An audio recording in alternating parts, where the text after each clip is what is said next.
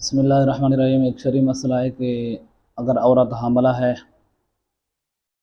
اور وہ فوت ہو گئی ہے اور اس کے پیٹ میں بچہ زندہ ہے تو اس کے لیے کیا حکم ہے؟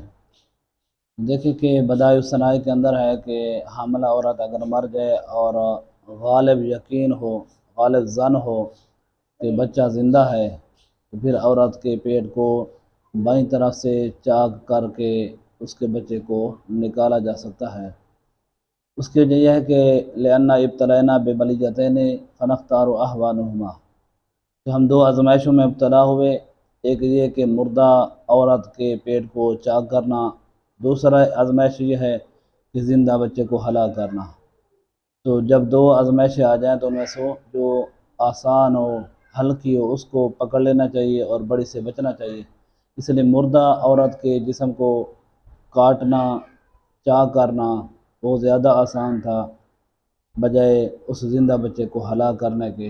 اس لیے یہی حکم دیا جاتا ہے کہ عورت کے پیٹ کو چاک کرنا جائز ہے کہ جب عورت حاملہ ہو کر فوت ہو جائے اور اس کے پیٹ میں بچہ ظن غالب کے ذریعے معلوم ہو جائے کہ وہ زندہ ہے۔